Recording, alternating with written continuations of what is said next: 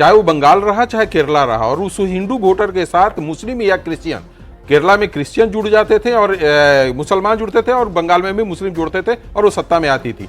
यहाँ पे क्या हुआ कि इस बार क्रिश्चियन के साथ साथ मुसलमानों को भी जोड़ने का कांग्रेस ने काम किया है।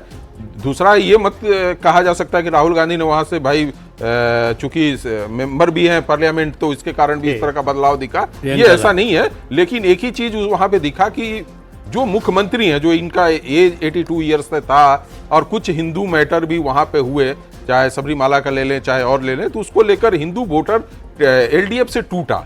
और इसका बेनिफिट सीधे जाकर वो यूडीएफ को मिला है, और वो उसी का असर दिख रहा है। इसीलिए यहाँ पे देखेंगे कि बड़ा क्लोज फाइट है जो हमने अभी आंकड़ा 10 सीट का अंतर आप दिखा रहे हैं। वोट शेयर में और क्लियरली पता चलेगा। एक बार जरा वोट शेयर देख लें केरला के एग्जिट पोल का, किस गठबंधन को कितना वोट मिलता हुआ दिखाई दे रहा है।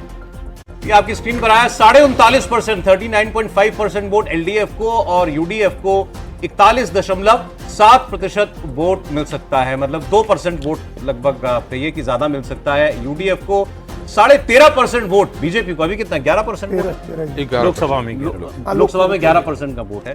तो असेंबली में 13.5% वोट बीजेपी अलायंस को मिल सकता है, अन्य को 5.5% के करीब वोट जाता हुआ दिखाई दे रहा है। इसकी तुलना कर लीजिए जरा 2021 से आप, तो 2021 में लेफ्ट का वोट था 50.5%, तो वहां से कोई बहुत ज्यादा नहीं लूज कर रही है, 1% वोट लूज कर रही है।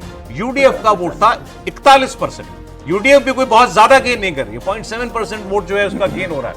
तो वोट शेयर में बहुत ज्यादा ऊपर नीचे नहीं हुआ है। बताइए जी हाँ, ये लेफ्ट अलायंस का वोट है 50.38, बहुत गिरा है, 39.5।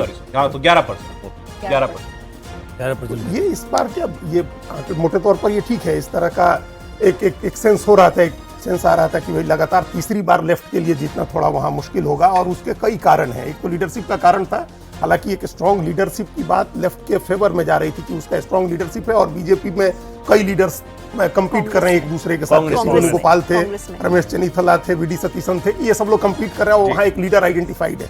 लेकिन उसके अलावा क्या हुआ इस बार, जो जिसकी तरफ इशारा किया है मनोज जी ने, वो बड़ा फैक्टर है। इस बार बहुत ज्यादा वो लीन कर गए विजयन हिंदू वोट के लिए।